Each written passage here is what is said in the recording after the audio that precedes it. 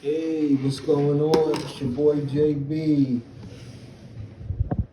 Back in the building. Give you another video, part two of should you continue relationships with people that you disengage yourself with, especially toxic people that you had a toxic relationship. Maybe they did they morals weren't valued, and maybe they were thieves, or they were liars, or they did drugs or alcohol. So be it. All that's toxicity in a relationship that's unwanted, that you don't need. I'm going to be firm on it, on my beliefs. What value of it is it that you have a relationship or keep a relationship with an ex and it was a toxic relationship? You should always forgive, no matter what, in any type of relationship, whether it's a relationship between you and a coworker or friend, or an old buddy or something like that, or it was an intimate relationship, or a ex-wife, ex-girlfriend, etc., etc., etc.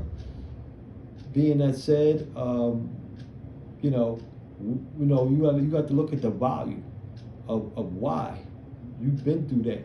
People just don't change overnight. I'm gonna tell you this like that. I'm gonna repeat it. People do not change overnight. Even if you become a new creature in Christ, which I am, I'm a follower of Christ, which is God in the earth, is God. I'm a follower of Christ, and I believe even if you become a new creature in Christ, I'm still striving to be. I've changed as far as my path, but that don't mean my past doesn't creep up on me sometimes, like in certain instances. Not bad, like I'm not like nowhere where I was before, but I was a womanizer. um, uh, I lied before. I had a lying problem. I've conquered them problems 100%. It's just like somebody it's just like somebody saying that they're perfect, or they don't do nothing. I would never say that I would never do anything again. That would be a lie. All I can say is I'm doing my best. I'm changed, and I'm doing my best, and I would do my best not to do the things that I did in the past. So never say never. I remember when I first started quitting cigarettes, and I stopped drinking about 20 years ago, 25 years ago, when I first stopped. And I was like, I ain't never smoking again. I ain't never drinking again. And I didn't for like 10 years.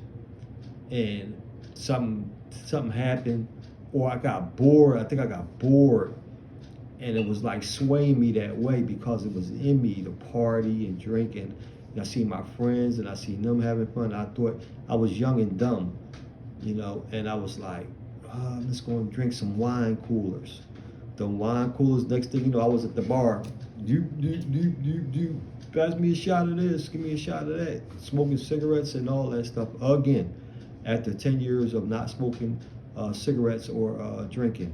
Never smoked. I never did like marijuana. No type of drug. I never did no drugs, and it wasn't this my thing. I think it was a blessing from God that I didn't like drugs. I didn't like the effects of them. I didn't like any of the things. Like when I smoked marijuana, which was the highest drug I did, I didn't have no control over it. Like it was like once you took a puff of that, you had some good stuff, and you was high. And I had went to the hospital too many times, embarrassingly to say, from smoking a couple puffs of marijuana. I had to go to the hospital. So drugs was never my thing, and I think that's a blessing from God. Like I said, that He gave me a low tolerance for it. So any type of when cocaine and all that stuff come out, I was like, hell no. I would never touch that stuff. I had friends that used to snort back in the day. They would try to pass me. I'd be like, turn that straw right upside down. Here you go. That's enough for me, buddy. I'm done. If I didn't snort it, I turned it. I wasted their product or whatever.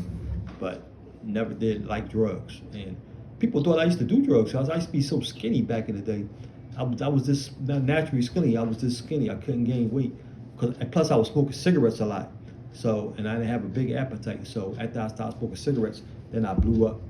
And then, because, I was out there, hanging on the streets with all type of scandalous women, you know what I mean? So back then, but now I don't smoke at all, and I have no desire to. And what God instilled in me, I'm not going to smoke. I know I'm not going back to smoking, drinking. You know what I mean? I had colonoscopies all kind of done, lung tests and all that, and all that's clear, and I'm good to go. I'm out, thank God. But back to the relationship part. Enough about me. Yeah, those toxic people. That's what happens when you deal with toxic people. They draw you right back into the paths that you try to clear yourself out of. You try to stop doing certain things, and then you try to hang with toxic people that's doing these things. It's not going to work. You're gonna go. They're gonna pique. It's gonna pique your interest because it's still deep down inside you. Whatever you did in the past, or you might be interested in doing. You might see them. Might be like, well, damn, they my friends. I'm going to lie for them. I'm going to do this. I'm going to do that. Trust me, it happens. It's just not saying it's 100% going to happen, but you have a very, very, very high chance of them rubbing off on you. You heard of birds of a feather flock together. That's what it is. When I see people, one person, and I see them constantly hanging with that person, and I know that person is no good, I'm not going to trust the other person because I'm like, why are you hanging with somebody that's no good? If you good don't hang with you. You know what I mean? That's a lie. You know what I mean? People be like, oh, Jesus had supper with sat down and ate with the sinners.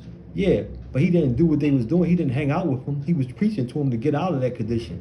So if a person preaching to them to get out of that condition, they're not going to be hanging with them like, oh, where you going? Oh, I'm going with Johnny to so-and-so. No, Jesus didn't hang with these people. He was there to get them to preach to them.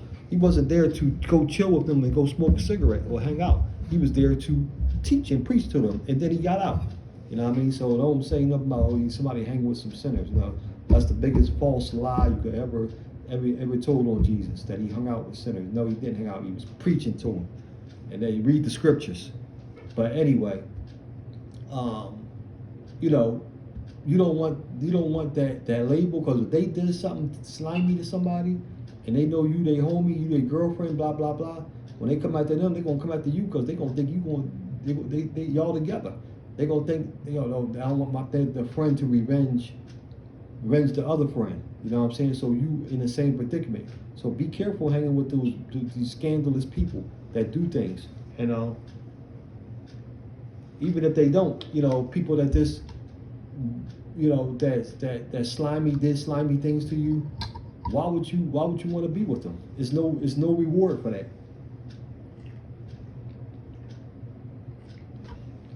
I'm an introvert.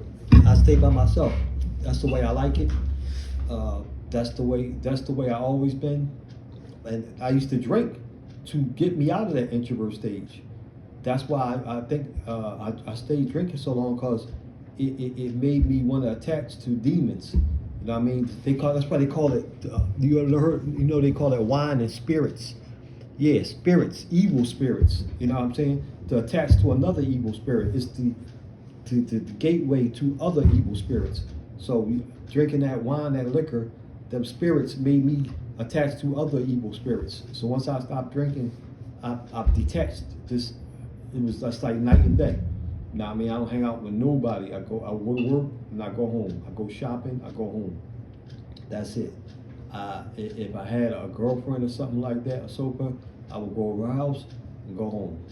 Or we'll go hang out to dinner. That's it. Go home. Not hanging out in the streets, blah, blah, blah, doing all kind of crazy stuff, because I don't have those type of evil spirits in me anyway. And the way the world going, you don't want to hang out in.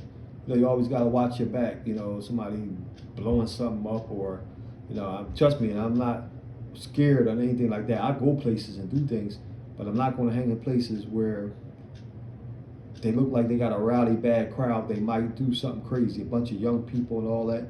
I'm not coming to pay my money to have a bad time. I want to go with people where they look like they got some common sense, or go to a restaurant where it's nice and quiet. I'm not going to them. They all rowdy in there and acting crazy.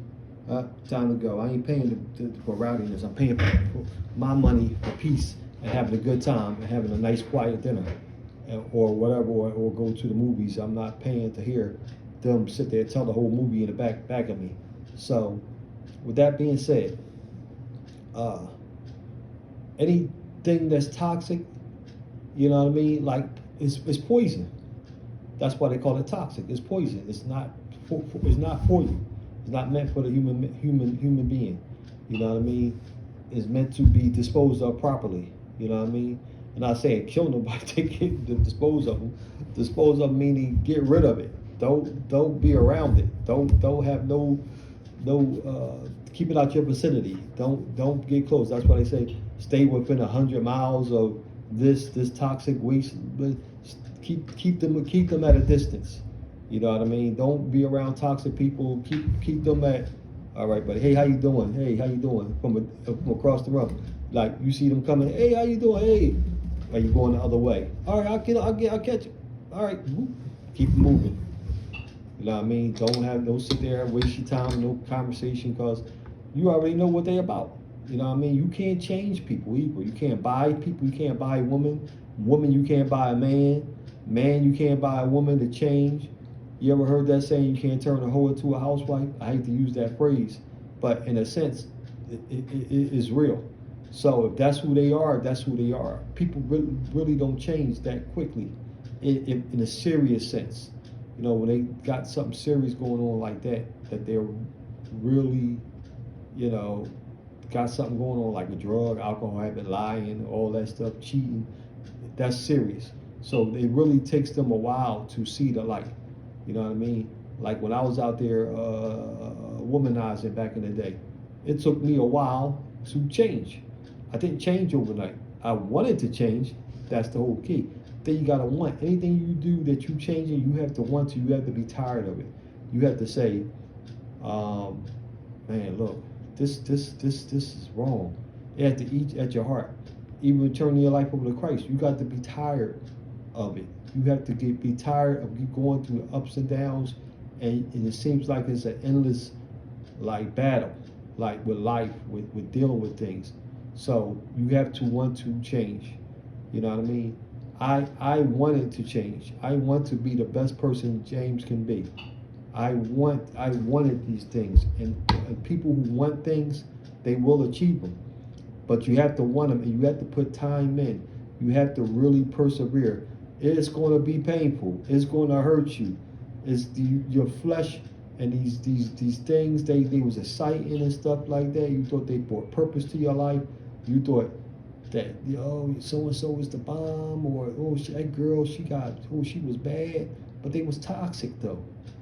Look at the trade-in you giving yourself for some fleshly desires. You know what I mean? For some accolades.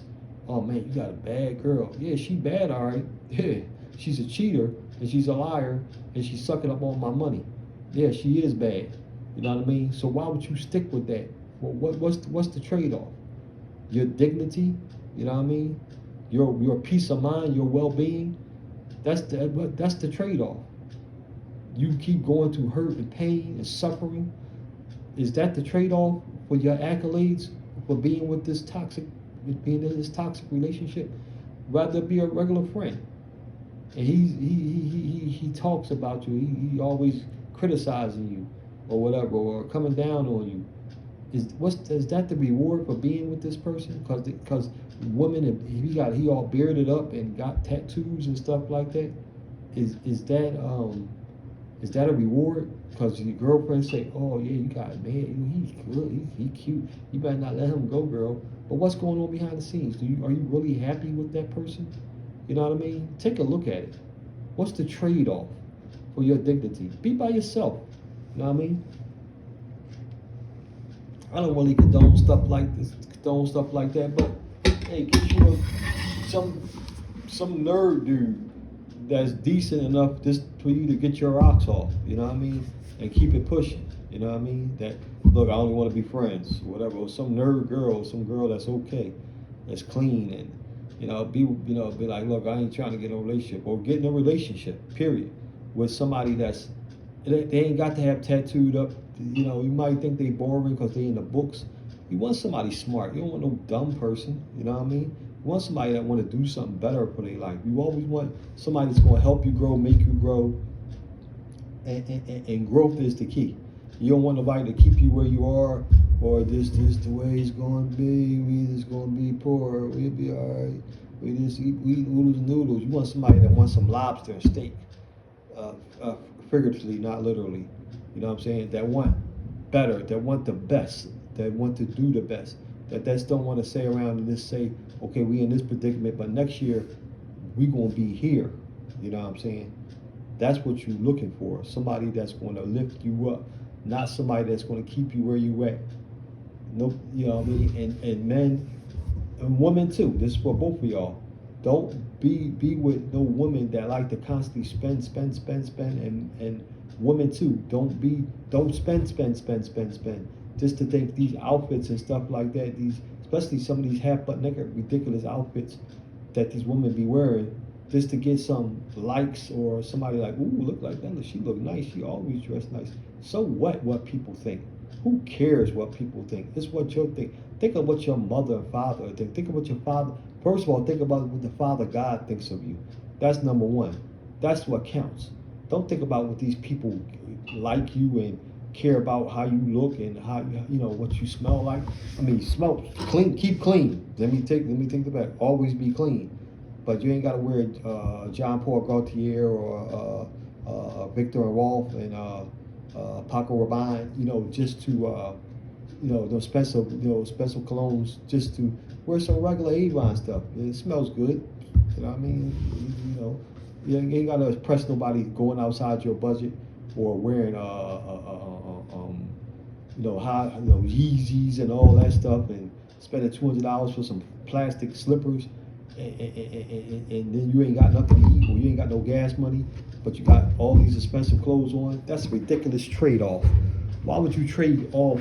Save your money, keep it in your pocket.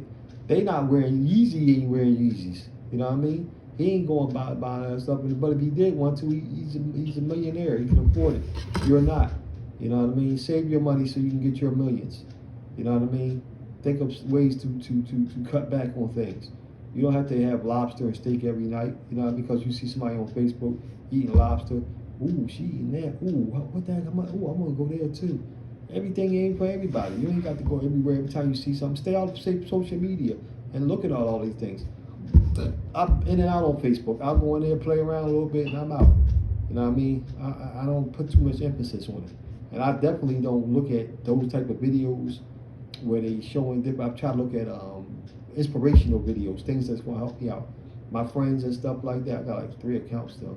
About to cut the one off. They got a lot of ladies in there. Back when I was, into that. You know what I mean? So I think I gotta cut that account out, close that account, and the main one I account with my name on it. That's one I'm gonna keep because it doesn't have all that fribble in there. You know what I mean? I said fribble, all that garbage, all that junk, things that's not going to edify the body and the mind. You know what I mean? So do things to edify yourself. Like I said, you are on social media. Stay away from them people that's always posting, I'm here, I'm there, I'm eating this, I got this on, I'm wearing this. Like, come on now, grow up. You know what I mean? Life is more than clothes and likes and coveting somebody else's lifestyle. You know what I mean? Live your life to make it. You have a future. One day you're going to retire from work, and or your car might break down next month, and you ain't got no money to get it fixed. You crying, I ain't got no money to get it fixed, but you got $5,000 worth of pocketbook in your closet. You can't. And once you buy that, the value goes halfway. If you buy a $200 pocketbook, the value goes half. It's $100 when you walk at that store. That's how much it's worth.